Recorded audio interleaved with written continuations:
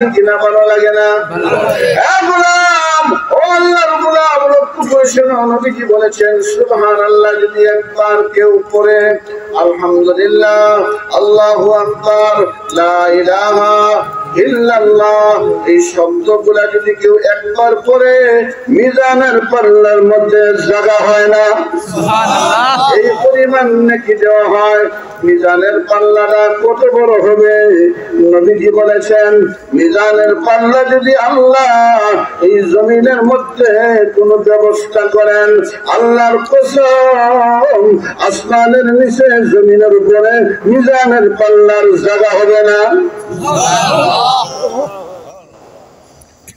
বন্দা বলে সুবহানাল্লাহ, ফরজ নামাজ পড়েছে, সুন্নাত নামাজ পড়েছে, নামাজ আদায় করে আল্লাহর বান্দা বলে সুবহানাল্লাহ, আল্লাহ আমি আপনার পবিত্রতা বর্ণনা করছি, আলহামদুলিল্লাহ, আল্লাহ আমি আপনার তারিফ আর প্রশংসা করছি, আল্লাহু আকবার, আল্লাহ আমি আপনার পবিত্রতা, আমি আপনার বড়ত্ব বয়ান করছি, আপনি সবচেয়ে বড়।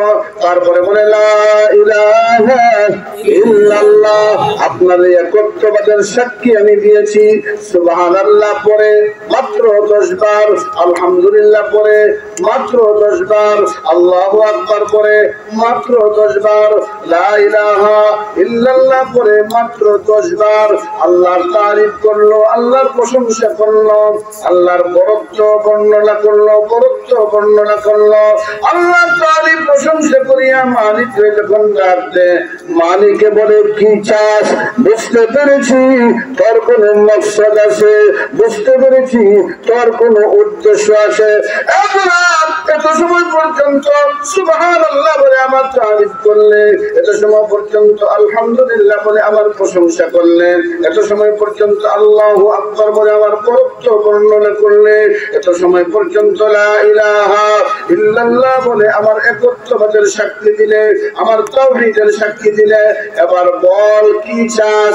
আল্লাহর বান্দা গো আল্লাহুম্মা গফিরলি, আল্লাহুম্মা গফিরলি, আল্লাহ আপনি আমাকে মাফ করে দেন, প্রভু আপনি আমাকে মাফ করে দেন, আমারে আপনি আমাকে মাফ করে দেন।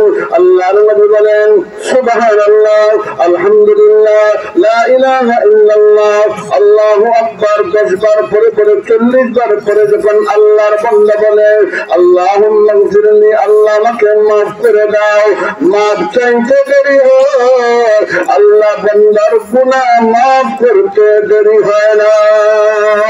সুবহানাল্লাহ, সুবহানাল্লাহ।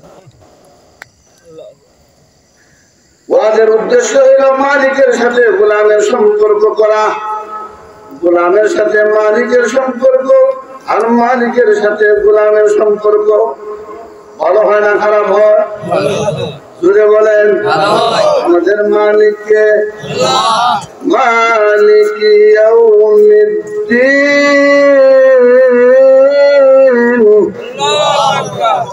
আল্লাহ নামাজের মধ্যে আল্লাহর বান্দা দাঁড়ায় বলে আলহামদুলিল্লাহি রাব্বিল আলামিন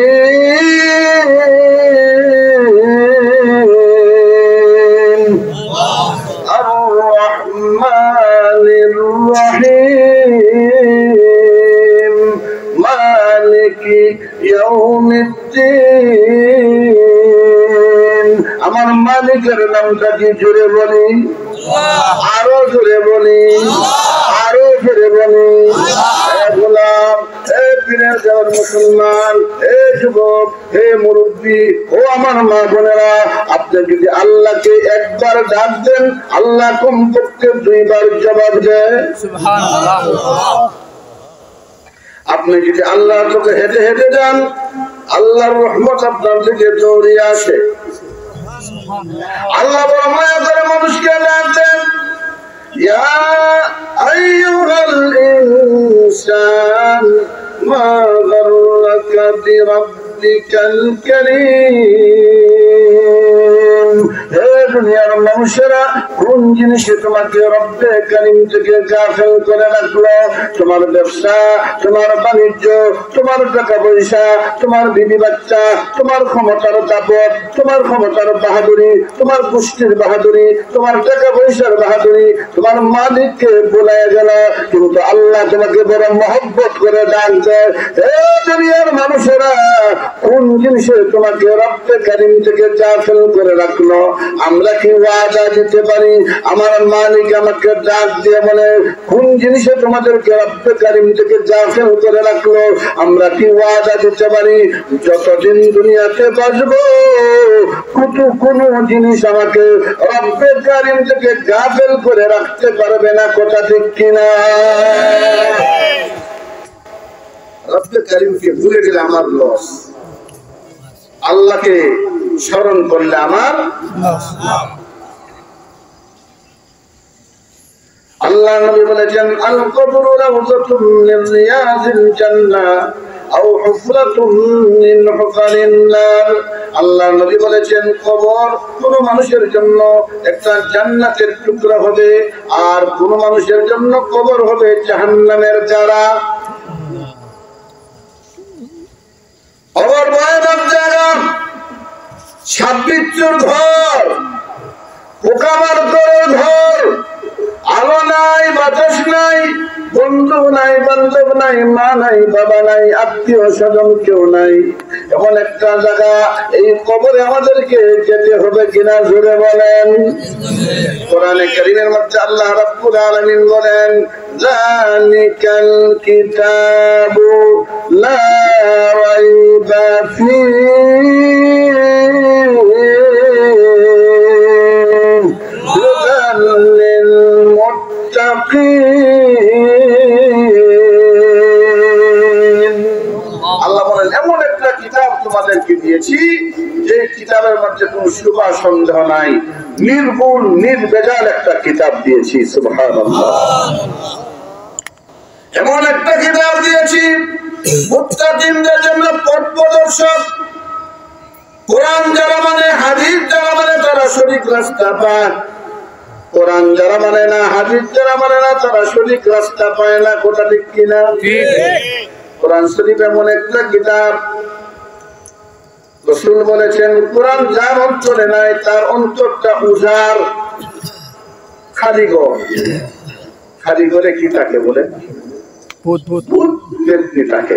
কথা ঠিক কিনা? জিন্নাতের আসর হয়। আজ অন্তরে কোরআন দেখেন, বিশ্বনবী মুহাম্মদুর রাসূলুল্লাহ সাল্লাল্লাহু আলাইহি ওয়াসাল্লাম বলেছেন, কোরআনকে যারা হিফজ করবে, হাফিজে কোরআন হবে, কিয়ামতের ময়দানে আল্লাহ হাফিজে কোরআনের মাথার মধ্যে নূরের তাজ দিবে। নূরের তাজ দিবে, নূরের তাজ। নূরের তাজটা কেমন হবে? নবীজি বলেছেন,